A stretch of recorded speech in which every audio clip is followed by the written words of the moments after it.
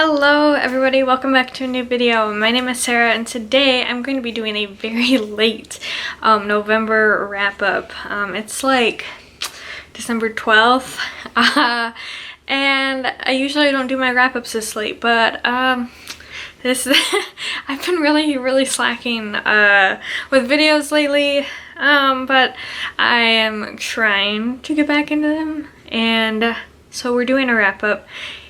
It's getting done, and that's all that matters. Okay, November was kind of like a really slow, weird reading month for me. I technically only finished 4 books in November, but I'm saying that I read 5 because the 5th book I did not finish in November, but I read over half of it in November, so we're counting it as that month's reading, so I will include that in this wrap up. So technically there's 5, really 4.5, but it's fine. So the first book that I read in November was A Sky Beyond the Storm by Sabaa Tahir. This is the 4th book in the Ember Quartet. This is the final book. The series was really weird for me because while reading all 4 of these books, I had a lot of fun with them and I really enjoyed them. And I remember enjoying them. And I remember being really into them. But then, I finished them, and 2 days after I finished the book, this happened with all 4 of them. I just, don't remember what happened. I don't remember anything in the book. So, yeah, I'm not gonna have a lot to say about this, except, I did really enjoy it. I also remember that, my poor girl, Helene, could not catch a break, and my heart was breaking for her.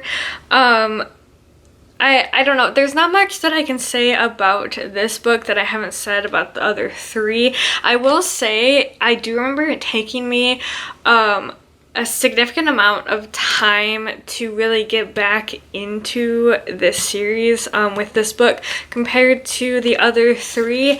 The pacing was just weird in the first quarter to a third for me, and that's kind of how long it took for me to really get back into it. As opposed to the 3rd book, I think out of the 4 books, the 3rd, A Reaper at the Gates, was definitely my favorite because I think the pacing was just perfect. The tension was just perfect. Everything about it just flowed really well. Whereas this one, it just felt like a really awkward pacing in the beginning. And then, it did reach a point that it leveled out and felt a lot smoother. Definitely, there were parts at the end that I was not expecting, so I think Tahir did a really good job with a lot of plot twists. I think a lot of the plot points were wrapped up really well. And yeah, I don't know, like I said, I really enjoyed it. I enjoyed reading it. It's a really fun series. But for whatever reason, it just doesn't stick in my brain after I put it down. So I would recommend it, and I hope that if you pick it up, you have a better time retaining the story than I did. But I ended up giving this one 4 stars.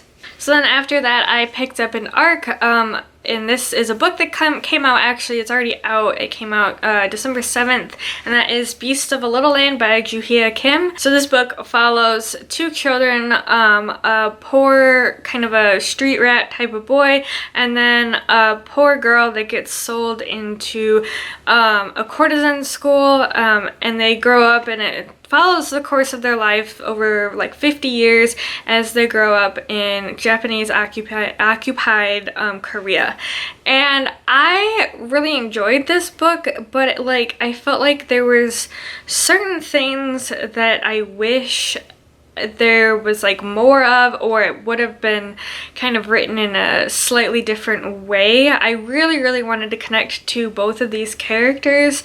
However, I felt like a lot of the story was kind of just told to us instead of shown, and so because of that, I felt kind of a bit of a detachment from the characters.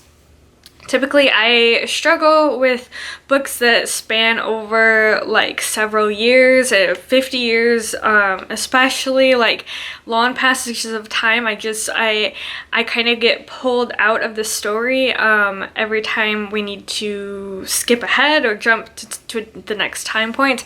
I do think that Kim did a really good job with the passage of time, and so I didn't feel pulled out of the story that way. It is definitely very interesting because we follow our two main characters, and then we follow several other side characters that kind of weave in and out of one or the other or even both characters' lives, and it just feels like the 50 years is told through a series of like vignettes of these several different characters. But yeah, I think overall I wanted to be a lot more emotionally attached to our two main characters than what I really was, and so I feel like because of that I kind of struggled with my enjoyment of the book.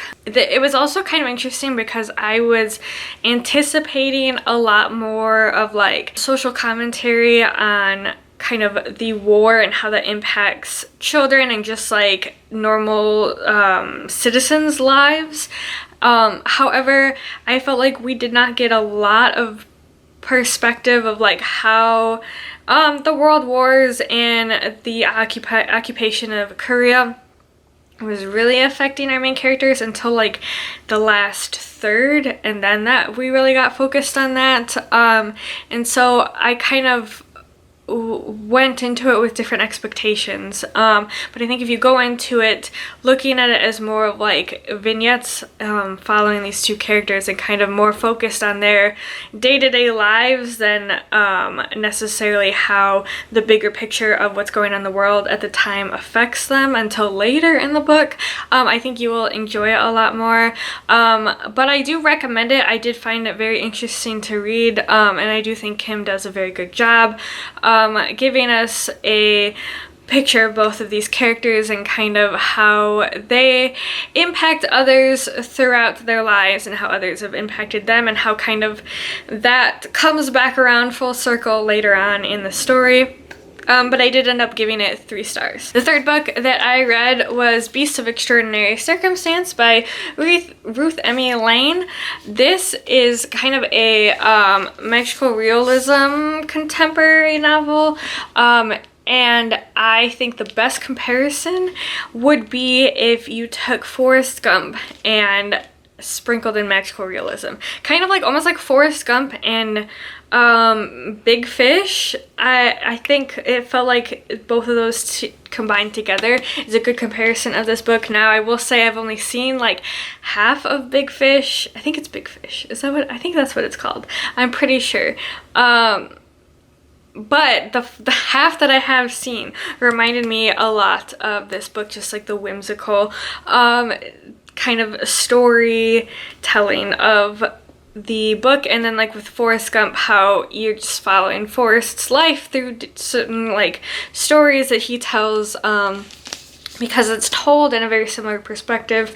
In this book, we are following our main character, Waylon, from kind of his childhood when he's about, I don't know, 8 to 11, somewhere around there, up until he's like in his 40s, but it's never necessarily told from Waylon's perspective. It is told through other people's perspectives that have had some sort of significant interaction with him and Waylon's life. And Waylon is a very interesting person because he as a child was raised by wolves. He has a pet pig named Merlin, later, like it's starting in the middle of the book, and then he also has weird weather patterns that follow him around, and so the story is just talks about how he impacts other people's lives and how these strange occurrences that happen surrounding him have impacted both him and those other people. And this was just like one of those really like heartwarming stories. I had a really good time with this. I liked Lane's writing style. It's really easy to read.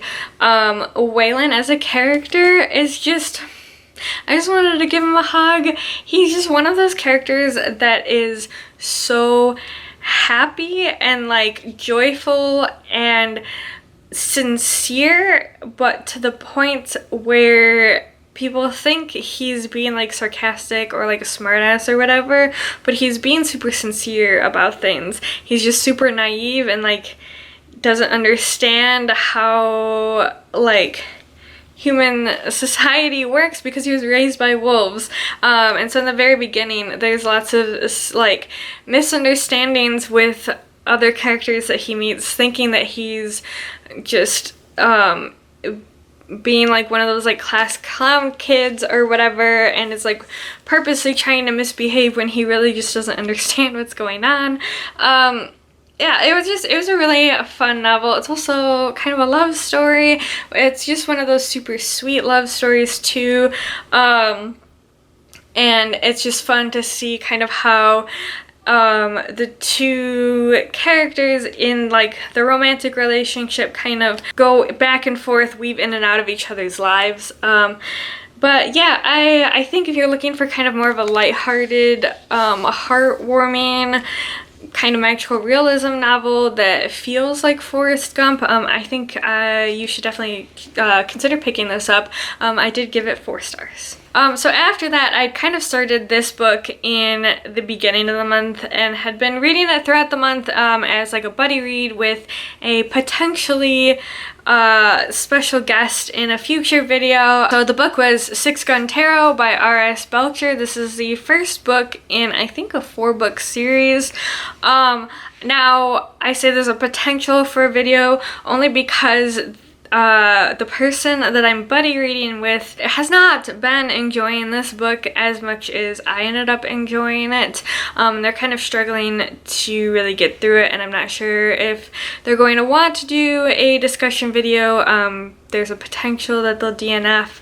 I'm not sure, so we will see, which I feel really bad that they're not enjoying this as much as I am, but I ended up having a really good time with this book. This is like, it's categorized as Weird West instead of like Wild West. So it's like a science fiction Wild West story. And basically, we follow a whole host of characters in this small town out in like the 1800s. In the western frontier of America, and there are some very strange things happening in this town, and there is a sinister force that is hidden in the belly of the mine that this town has kind of built itself around. I think part of what I had a lot of fun with was, as I started the book, I would like read something and then we would get like a little hint of like weirdness, and then we'd get like another chapter or two, another character introduced, and then it was like, oh, that's really weird, and then it would like get a little further, and the weirdness would just escalate, and it's just very, very strange. Like I said, there's a whole host of characters. There's like, I don't even know, like 7 or 8 characters' perspectives, which I was not expecting. But it was kind of a lot of fun because each character has like some weird supernatural thing that they're kind of hiding from the rest of the town. And it's just funny that like all of them have something weird going on, but none of them want to share it with everybody else, because like, you know, it's the idea of like, oh, they won't believe me or they think I'm crazy, but it's like they have something just as weird going on, so they probably would believe them. I think that the characters were all really interesting and fun to read from. I particularly liked Maud a lot. She was a lot of fun to read from. The writing style, this is another book that's like super easy to just read. I think if you like the show Supernatural, particularly like season, I don't know, probably 4 through like 7, 8, I think you will like this book a lot. I will say the one thing that kind of like caught me off guard is, so this is set in the 1800s and it's set in the Wild West, and so you've got Native Americans, and then you've got kind of Chinese immigrants that are kind of like a separate section of this town. You know, obviously the white people were very racist back then, and so there's not like a lot of really derogatory slurs, but there's like a lot of racist comments or like microaggression comments that aren't necessarily just in the dialogue. And so it kind of threw me off guard, because like I get you're like trying to immerse yourself in the time period and the historical fiction part of it, and so like if there are racist characters, like they have their place in the story. However, when it's like the narration part using microaggressive terms, makes me kind of like wonder whether it's like just the choice of words because you're in this character's head, and I don't know if like that's just what they would be thinking, or if just the author who wrote it in like the early 2010s wasn't quite, I guess, politically correct with things. I don't know. By the end of this book, I did tend to lean towards the kind of just like historical immersion, but I think it is kind of a good thing to kind of know going into it. I couldn't tell if like I was just reading too far into it. It's just not something that I see in a lot of historical fiction nowadays, and so yeah, I don't know, do with that information what you will. It's nothing like terrible, but it's not like completely politically correct either, but overall I did have a lot of fun with this story. It's definitely a wild ride. It's got like a slight body horror to it as well. There are some like just more subtle horror elements. I did end up giving this 4 stars, and I am very curious to see where this series goes. And then the final book that I read, that I didn't finish in November, but I read over half of it,